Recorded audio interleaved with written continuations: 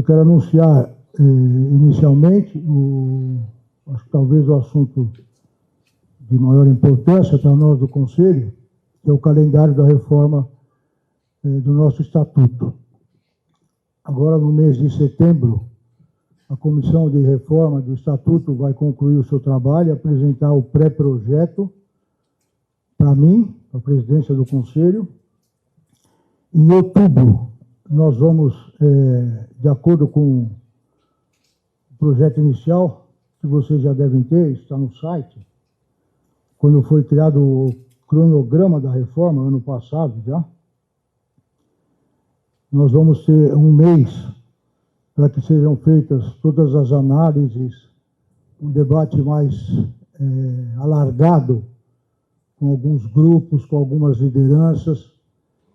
com alguns coletivos que nós temos por aí, inclusive para estabelecer as formas de votação. Nós temos algumas propostas. Vou dar alguns exemplos apenas para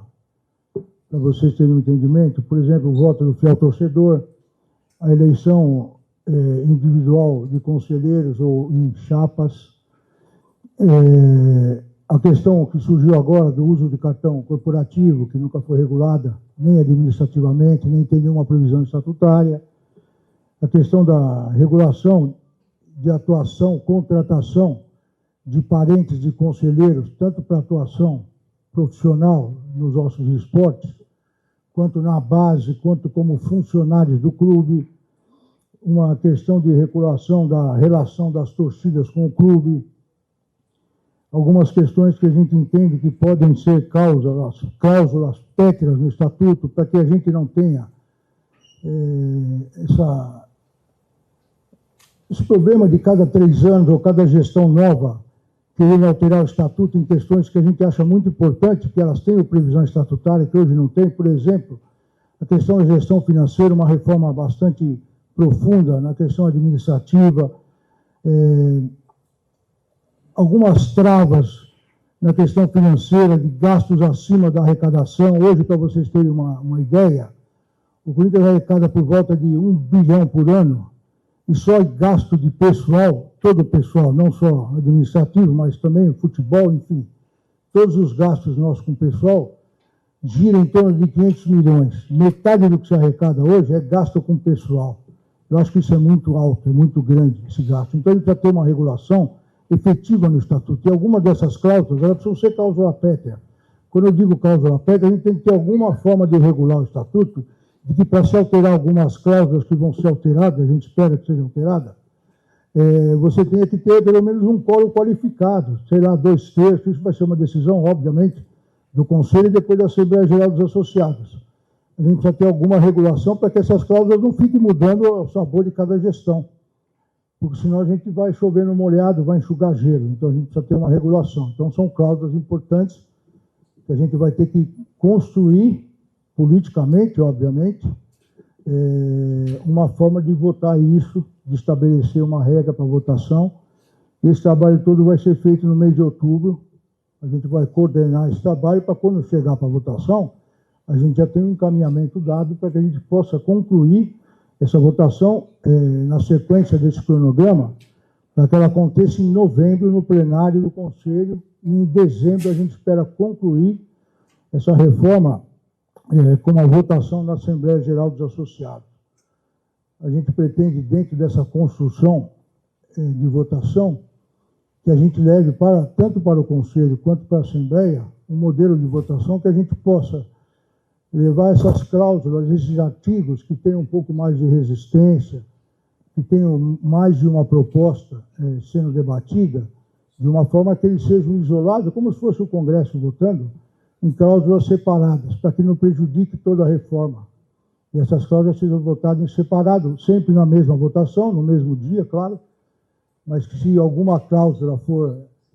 não for aprovada, ou for aprovada uma cláusula diferente da outra, ela possa ser incorporada no projeto, mas não prejudique, porque antigamente a reforma era feita num bloco só, o projeto inteiro para votação. Então, se os conselheiros ou os associados depois entendessem que tinha 1, 2, 10 cláusulas que não fosse do gosto de toda a Assembleia, seja ela no Conselho ou depois na Assembleia Geral, acabava prejudicando a reforma. Então, a gente quer fazer de uma forma tal que algumas cláusulas que têm mais de um entendimento, que possam ser, vamos dizer assim,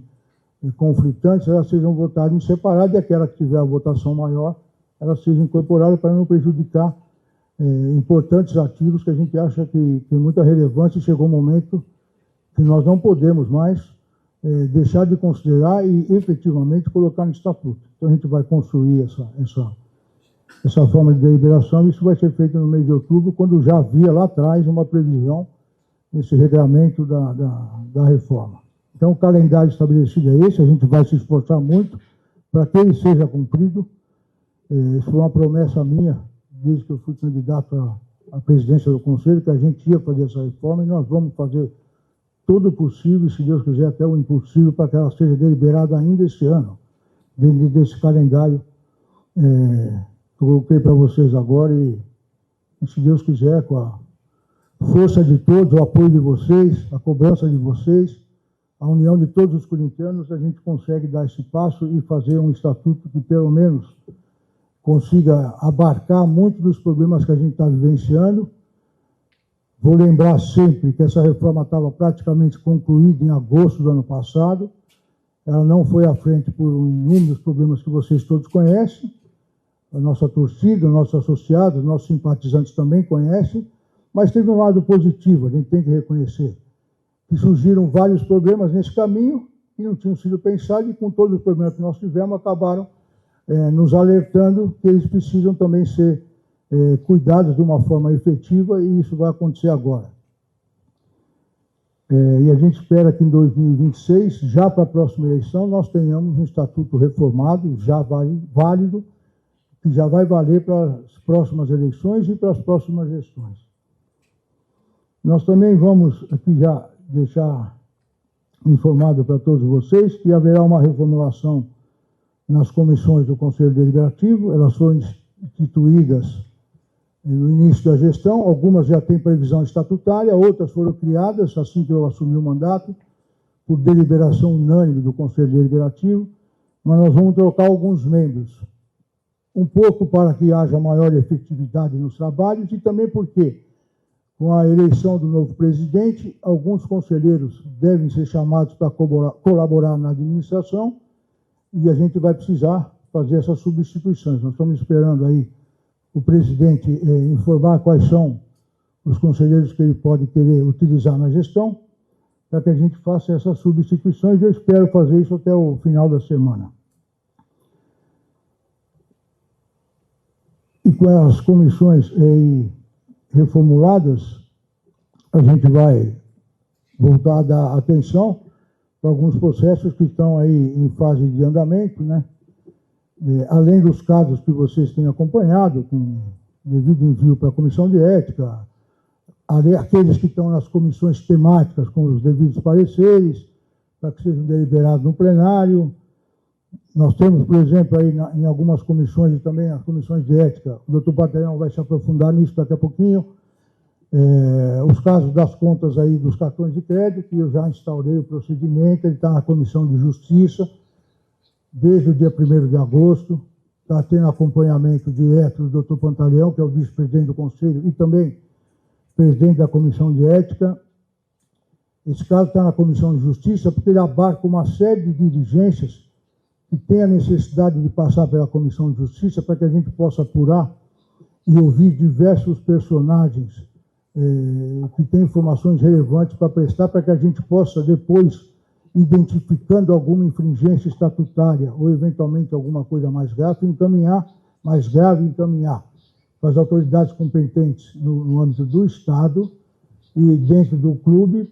por questões de infração estatutária, para a Comissão de Ética. Ele tem mais ou menos um andamento semelhante quando teve o caso do Augusto Melo,